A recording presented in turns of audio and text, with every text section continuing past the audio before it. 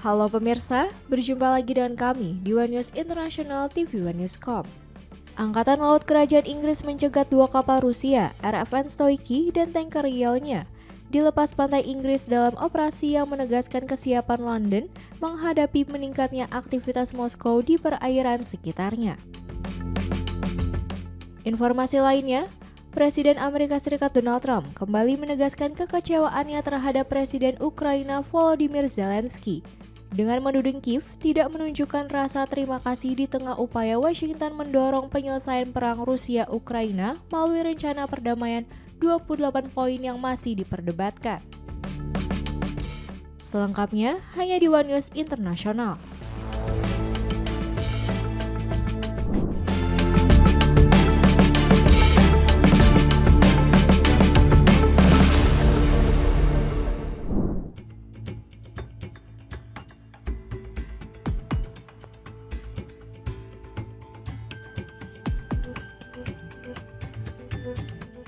Presiden Amerika Serikat Donald Trump kembali menegaskan kekecewaannya terhadap Presiden Ukraina Volodymyr Zelensky dengan menuding Kiev tidak menunjukkan rasa terima kasih di tengah upaya Washington mendorong penyelesaian perang Rusia-Ukraina melalui rencana perdamaian 28 poin yang masih diperdebatkan.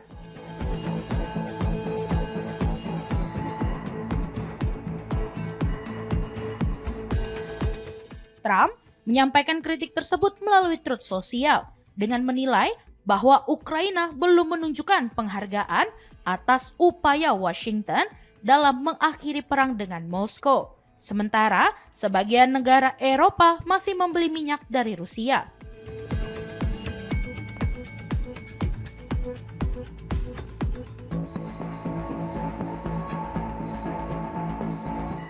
Kritik itu ia rangkai dengan penilaiannya bahwa konflik sebenarnya bisa dihindari sejak awal jika arah kepemimpinan di Kiev dan Washington berada pada jalur yang menurutnya lebih tepat.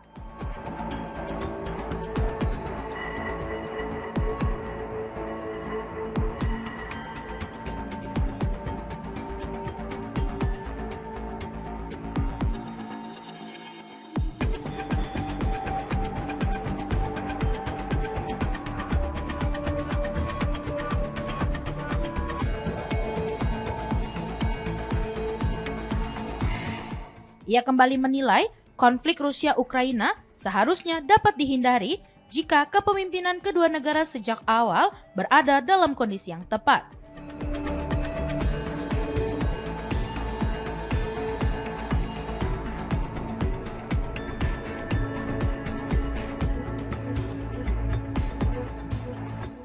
Trump menyebut pemerintahannya kini harus menangani perang yang menurutnya merugikan semua pihak.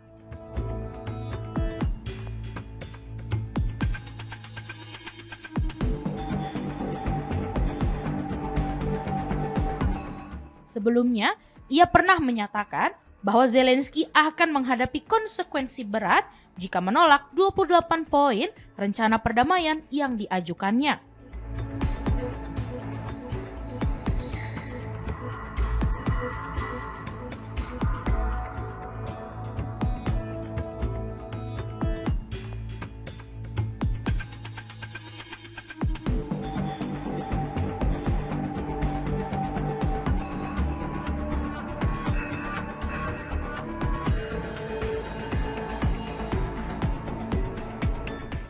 Trump menegaskan bahwa rancangan itu belum bersifat final dan masih bisa berubah.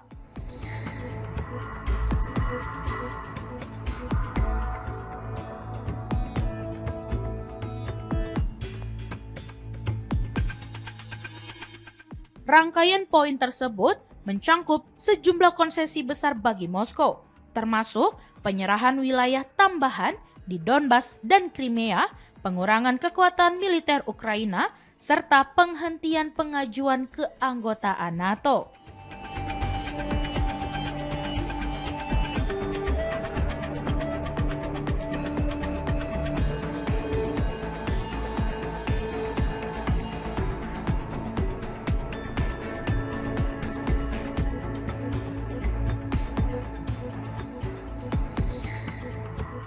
Rencana itu juga memuat pengakuan bahasa Rusia sebagai bahasa resmi dan pembatasan masuknya pasukan asing maupun persenjataan jarak jauh ke Ukraina.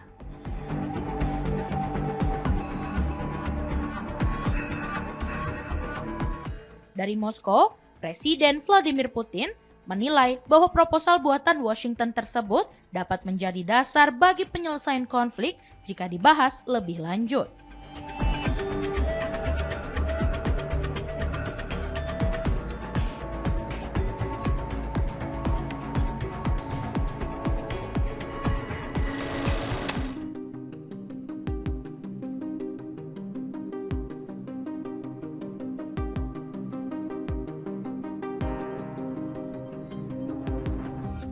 Perwakilan Amerika Serikat dan Ukraina mengatakan pada hari Minggu bahwa perundingan mereka di Jenewa mengenai rencana 28 poin untuk mengakhiri konflik Rusia-Ukraina telah membuat kemajuan.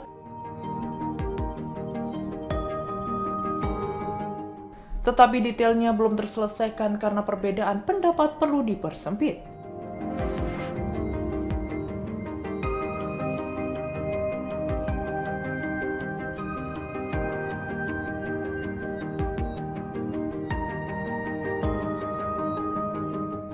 Setelah pertemuan antara delegasi Ukraina dan penasihat keamanan nasional dari Inggris, Prancis, dan Jerman, pihak Ukraina mengadakan perundingan bilateral dengan perwakilan Amerika Serikat di kemudian hari.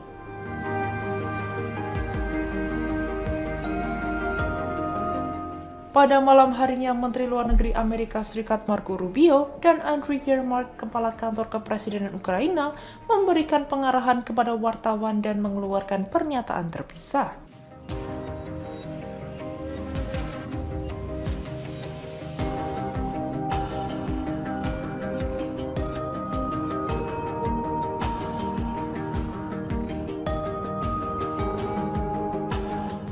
Rubio mengatakan perundingan tersebut adalah yang paling produktif dan bermakna sejak proses dimulai.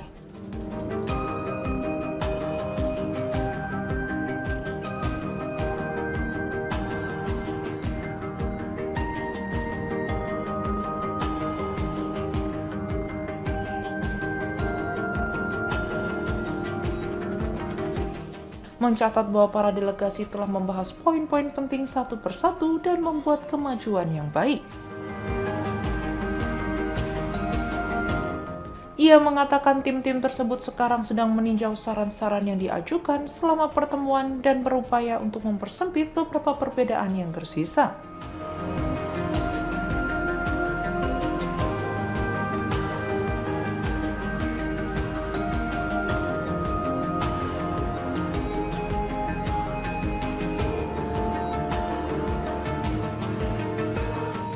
Rubio menambahkan bahwa baik pihak Amerika Serikat maupun Ukraina semakin mendekati teks yang dapat mereka sepakati.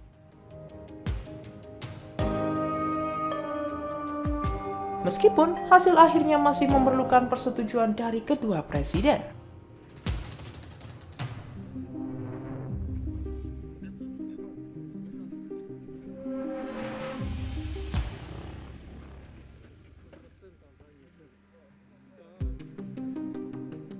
Yermak menggambarkan pembicaraan dengan delegasi Amerika Serikat sebagai sangat produktif.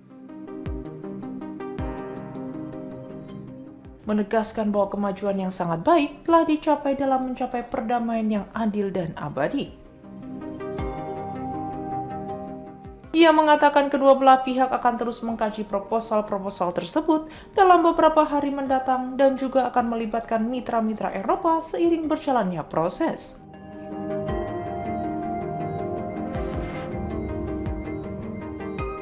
Kedua belah pihak menolak menjawab pertanyaan dari wartawan, menjelaskan bahwa tim mereka masih mengupayakan pembaruan dan persiapan terkait beberapa isu.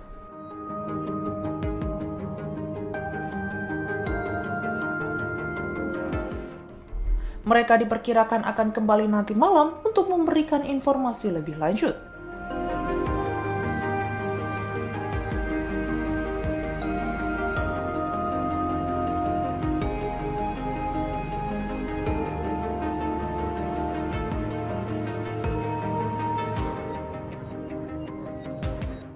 Setelah pembicaraan tersebut, Presiden Ukraina Volodymyr Zelensky mengatakan di media sosial bahwa delegasi negaranya sedang bekerja di Jenewa untuk mencari solusi yang layak guna mengakhiri konflik, memulihkan perdamaian, dan mengamankan jaminan keamanan yang langgeng.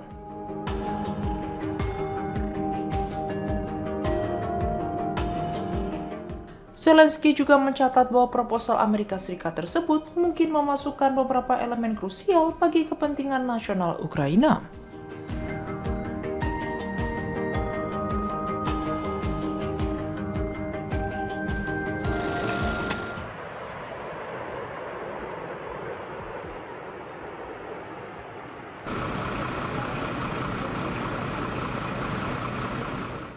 Serangan drone Ukraina menghantam sebuah pembangkit listrik dan fasilitas pemanas di wilayah Moskow pada Minggu 23 November.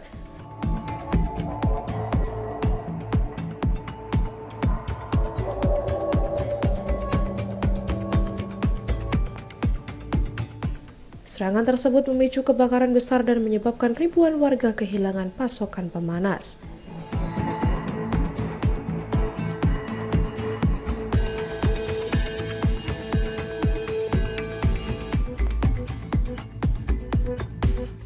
Aksi ini disebut sebagai salah satu serangan terdalam Ukraina ke wilayah Rusia sejauh ini.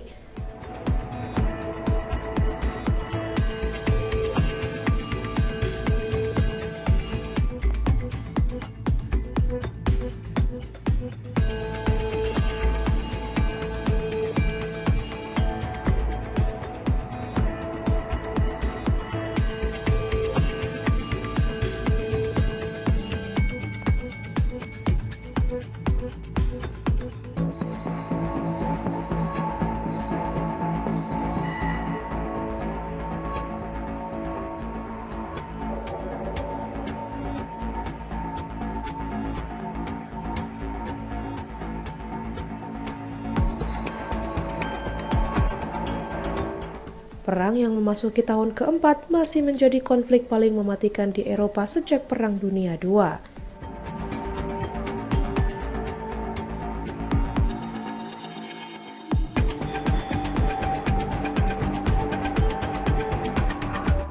Sebelumnya, Rusia lebih gencar menyerang infrastruktur listrik dan pemanas milik Ukraina.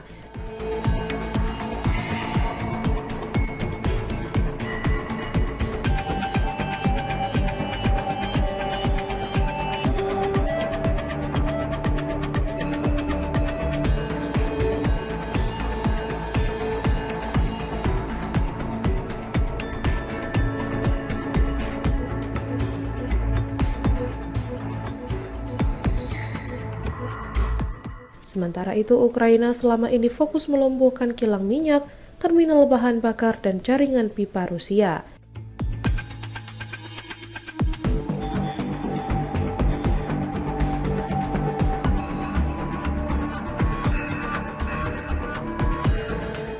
Namun, pada Minggu pagi, serangan diarahkan ke pembangkit listrik Shatura yang berada sekitar 120 km dari Kremlin.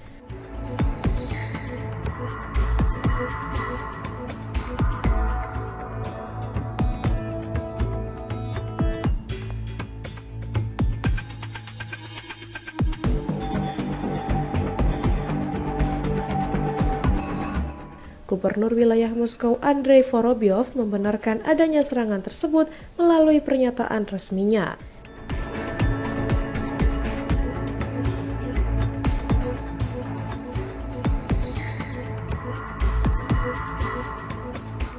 Ia menyebutkan bahwa serangan drone itu memicu kebakaran di area pembangkit.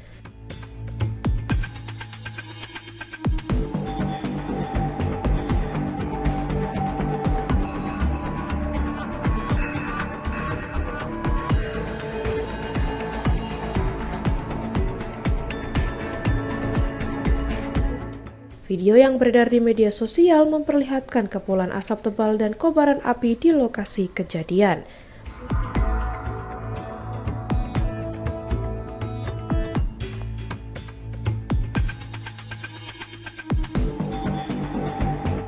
Pemerintah wilayah Moskow menyampaikan bahwa kebakaran terjadi akibat serangan yang berlangsung pada Minggu pagi.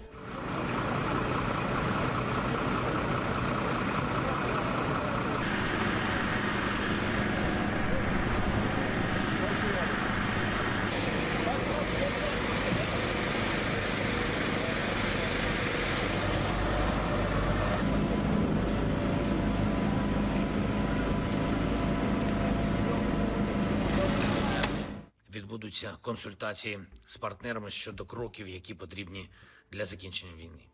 Я підписав указ про склад делегації України, я затвердив всі відповідні. Presiden Amerika Serikat Donald Trump melontarkan kritik pedas kepada Presiden Ukraina Volodymyr Zelensky pada Minggu 23 November 2025.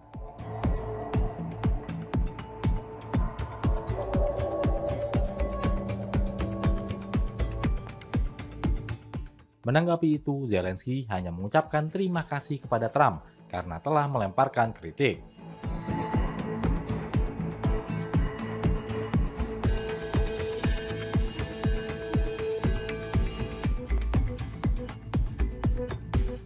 Trump sebelumnya menulis di platform media sosial Truth Social.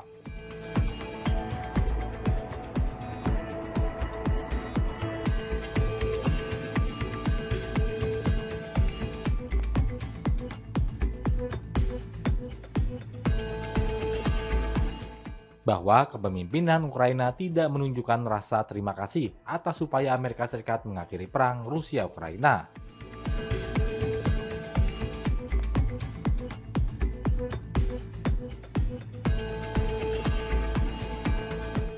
Tak lama setelah itu, Zelensky menanggapinya melalui platform media sosial X, sebagaimana dilansir AFP.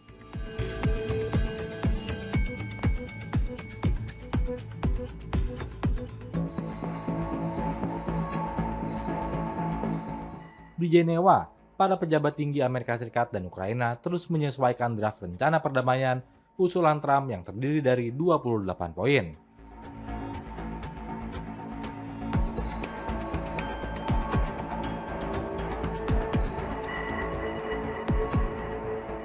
Ukraina menyebut versi terbaru dokumen tersebut sudah memasukkan sejumlah poin yang mereka ajukan.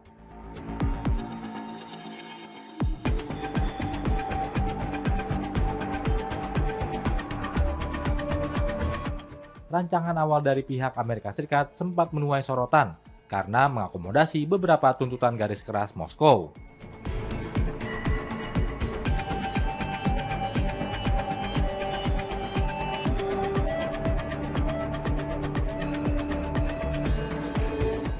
Contohnya seperti kewajiban Ukraina menyerahkan wilayah, memangkas kapasitas militernya, dan berkomitmen tidak pernah bergabung dalam NATO.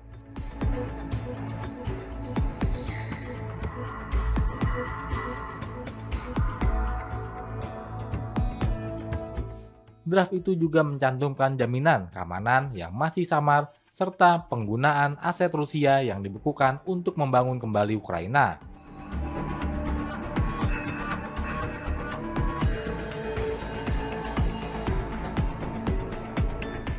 Trump memberi tenggat hingga 27 November bertepatan dengan perayaan Thanksgiving di Amerika Serikat bagi Ukraina untuk menyetujui rencana tersebut.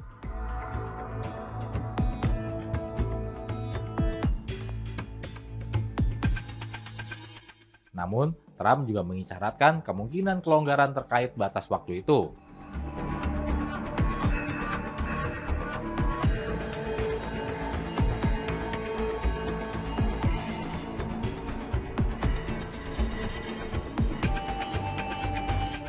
Sejak masa jabatan keduanya dimulai, sikap Trump terhadap perang Ukraina kerap berubah-ubah.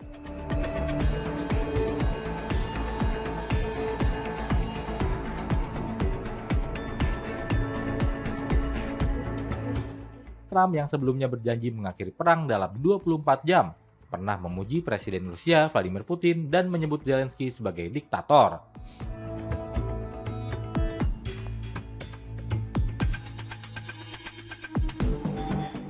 Dia kemudian menjatuhkan sanksi besar bagi Moskow dan mengisyaratkan dukungan bagi Ukraina untuk merebut kembali wilayahnya. Захищати українські національні інтереси, і що саме потрібно, щоб Росія не здійснила третє вторгнення. Ще один удар по Україні. Зараз йдеться про значно більше, ніж про ті чи інші пункти того чи іншого документу. Треба зробити так, щоб не панував ніде в Європі і світі принцип, що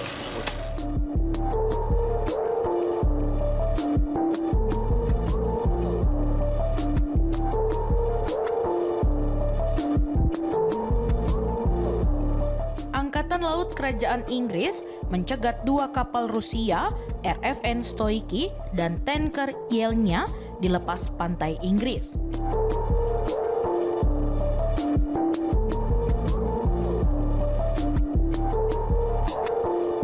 Dalam operasi yang menegaskan kesiapan London menghadapi meningkatnya aktivitas Moskow di perairan sekitarnya.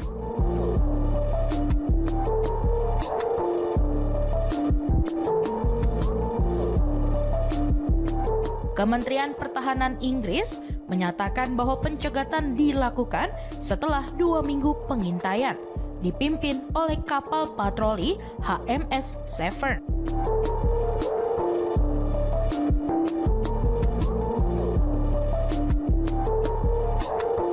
Kedua kapal Rusia itu melintasi Selat Dover menuju barat Selat Inggris sebelum pemantauan diserahkan kepada sekutu NATO di lepas pantai Britani, Prancis.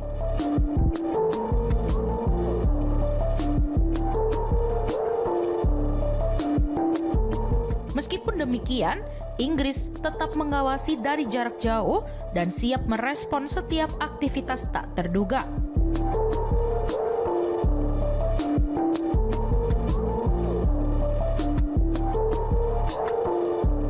Langkah ini menyusul laporan bahwa kapal mata-mata Rusia, Yantar, menembakkan laser ke pilot RAF yang mengamati gerakannya. Tindakan yang dinilai sangat berbahaya oleh Menteri Pertahanan John Healey.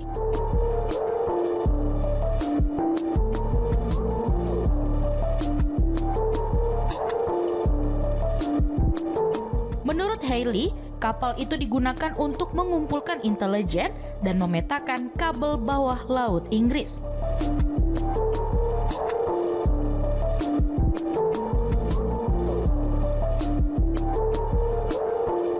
Selain itu, fregat HMS Somerset dan kapal sipil di sekitarnya mengalami gangguan GPS akibat aktivitas Yantar.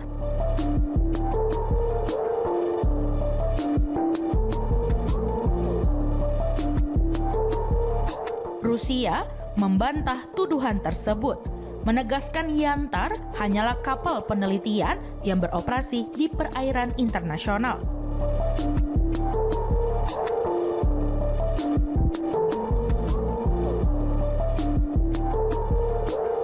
Sementara itu, Healey menekankan rencana pemerintah untuk memperkuat pertahanan melalui peningkatan anggaran, kerja sama NATO, dan pengembangan industri militer yang turut mendukung pertumbuhan ekonomi.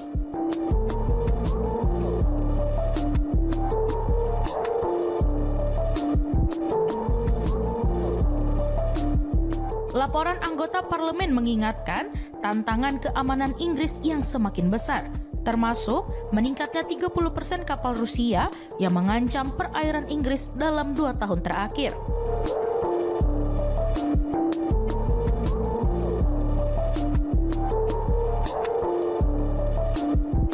Meski demikian, kementerian menegaskan bahwa Inggris memiliki berbagai opsi militer untuk menjaga keamanan.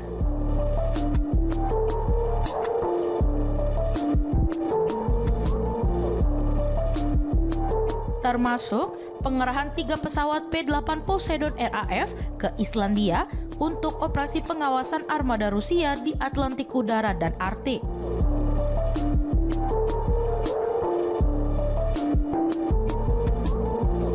Operasi ini mengikuti patroli sebelumnya, seperti pelacakan kapal perusak Vice Admiral Kulakov dan kapal selam kelas Kilo Navroshik yang menunjukkan konsistensi Inggris dalam menghadapi aktivitas Rusia di laut.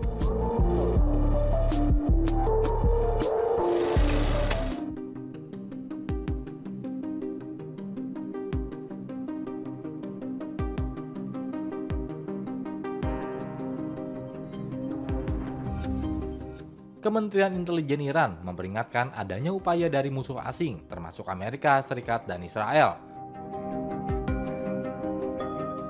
untuk menyerang pemimpin tertinggi Ayatullah Ali Khamenei dan mengganggu stabilitas negara. Peringatan tersebut disampaikan Menteri Intelijen Esmail Khatib, seperti dilaporkan kantor berita ISNA pada Sabtu 22 November 2025.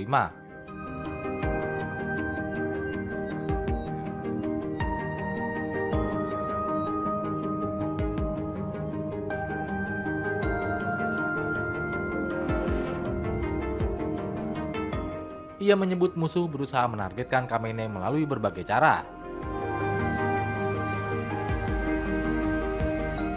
Khatib tidak menjelaskan apakah ia merujuk pada insiden tertentu.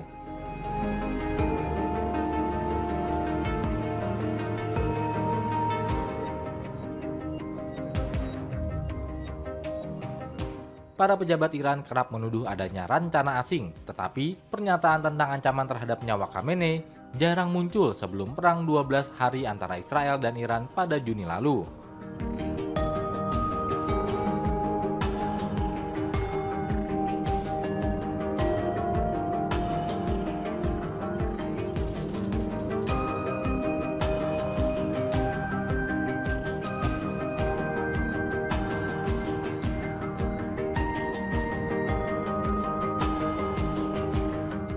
Selama konflik tersebut, Israel menargetkan pejabat militer senior Iran, ilmuwan nuklir, serta sejumlah lokasi dan permukiman.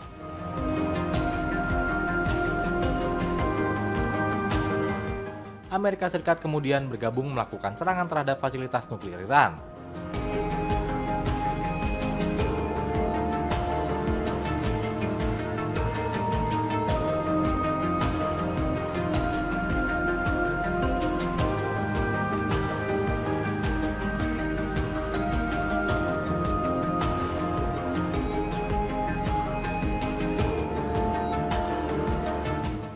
Khatib juga menyinggung laporan mengenai Presiden Amerika Serikat Donald Trump yang disebut memveto rencana Israel untuk membunuh Khamenei.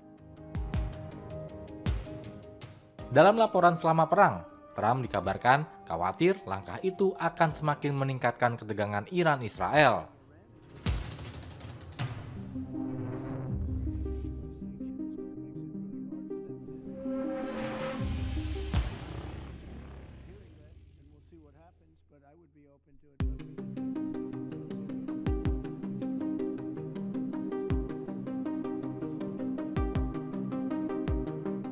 Perdana Menteri Israel Benjamin Netanyahu membantah laporan tersebut, namun ia mengatakan bahwa tindakan itu dapat mengakhiri konflik.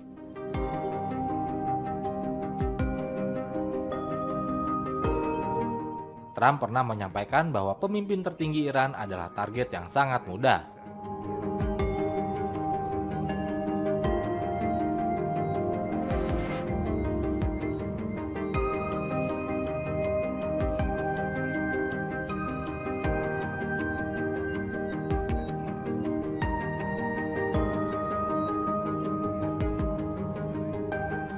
Dan Washington tidak akan menghabisinya, setidaknya untuk saat ini. Khamenei, 86 tahun, telah memimpin Iran sejak 1989 dan memiliki kewenangan akhir terhadap seluruh urusan negara.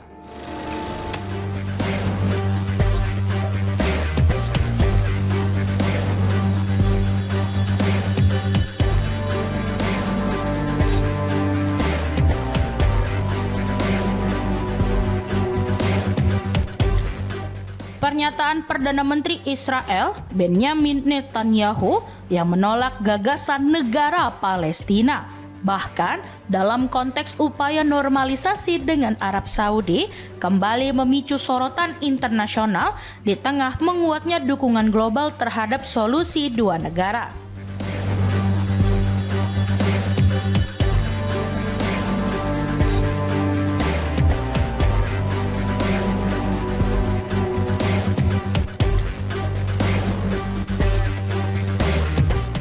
Dalam wawancara dengan kanal berbahasa Ibrani Abu Ali Express di Telegram, Netanyahu menegaskan bahwa pembentukan negara Palestina sama sekali tidak masuk dalam agenda politiknya.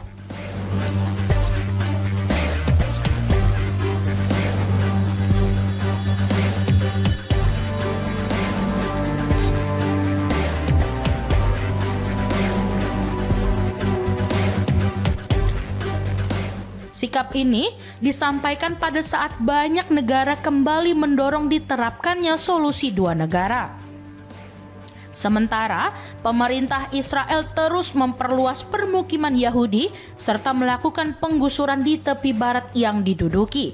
Langkah yang dianggap melemahkan kemungkinan berdirinya negara Palestina di masa depan.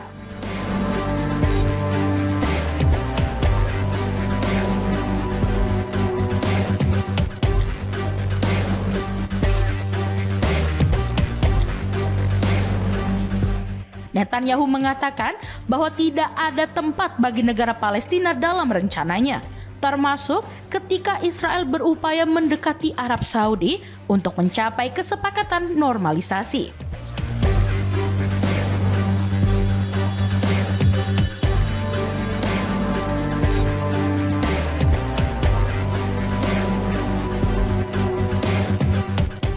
Ia juga menyampaikan bahwa pernyataan yang diungkapkan secara terbuka tidak selalu mencerminkan dinamika pembicaraan tertutup. Mengisyaratkan bahwa kontak politik dengan Riyadh kembali berjalan walaupun ada perbedaan sikap yang terlihat di publik.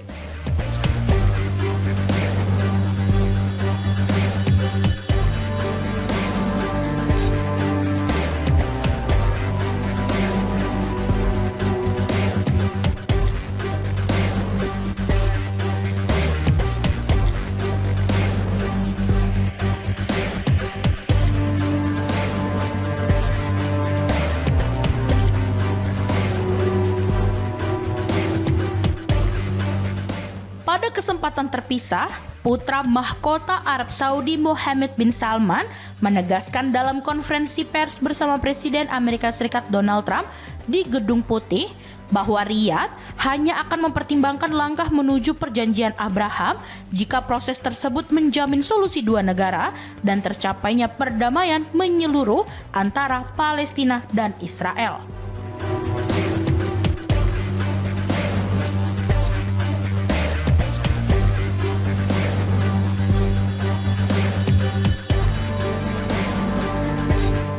Pemerintahan Trump disebut sangat berkepentingan mendorong normalisasi antara Israel dan Arab Saudi.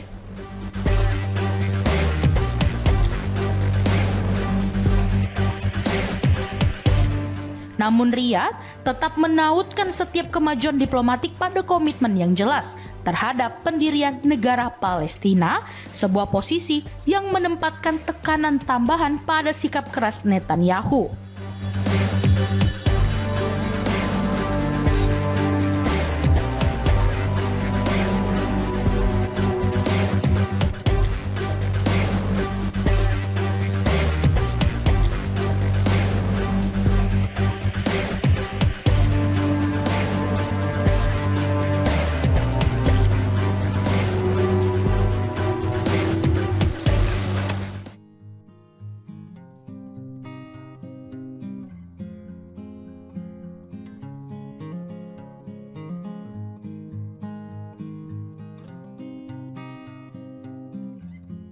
Presiden Iran Masoud Pezeshkian menyebut bahwa krisis air di Teheran terus memburuk.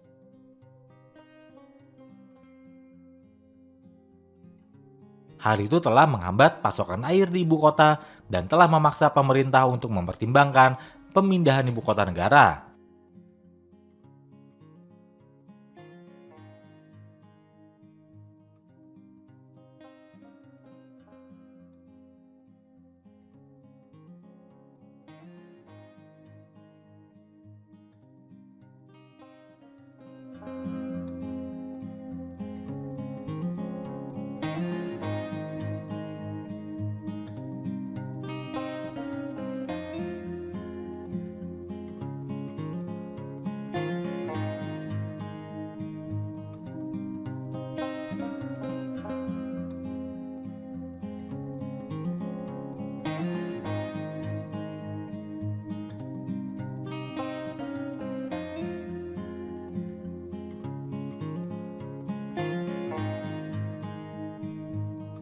Dalam pidato publik, Pezeshkian menyebut bahwa pemindahan ini bukan sekedar pilihan, melainkan sebuah mandat.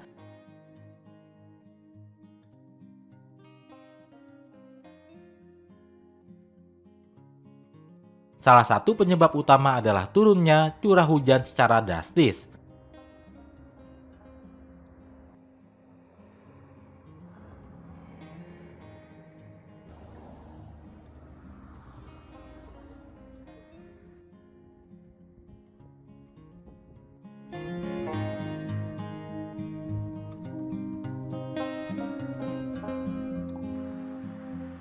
Menurut Pezeshkian, tahun lalu hujan di Teheran hanya mencapai sekitar 140 mm. Padahal soal standar curah hujan ideal adalah sekitar 260 mm.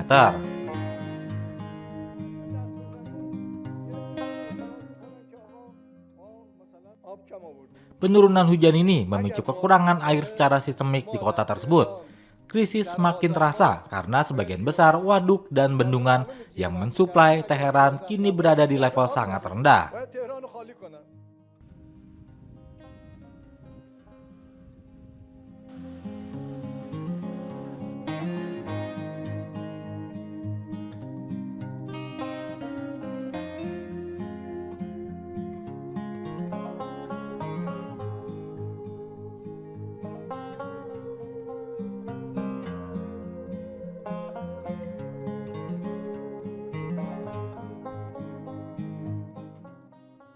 Beberapa laporan menyebut bahwa 19 bendungan besar di seluruh Iran kini beroperasi di bawah 20% kapasitas.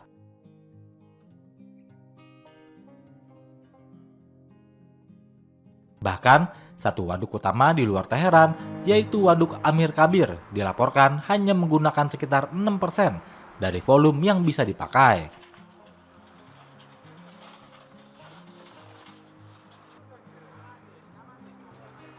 Selain itu, masalah penurunan tanah semakin memperburuk situasi.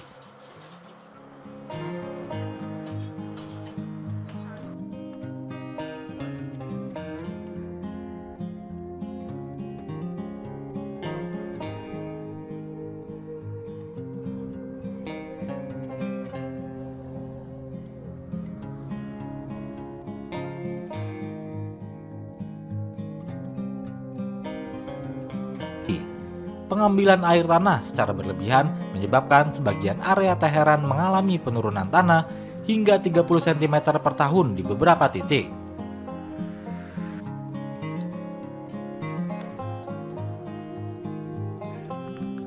Kondisi ini mencerminkan bahwa cadangan air bawah tanah juga menipis, yang semakin menekan daya tampung dan ketersediaan air jangka panjang.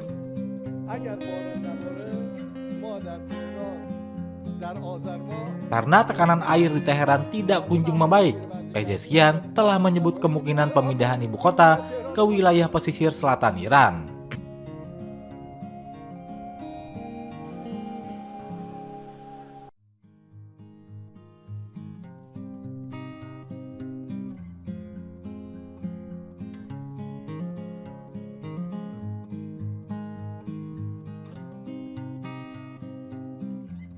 Khususnya ke Makran yang berada di pesisir Teluk Persia.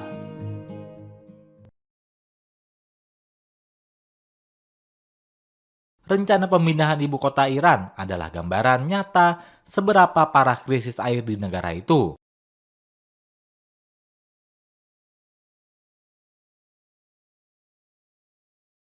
Jika tidak ada perubahan besar dalam pengelolaan air, krisis ini bukan hanya ancaman ekologis, tetapi juga potensi krisis sosial dan politik.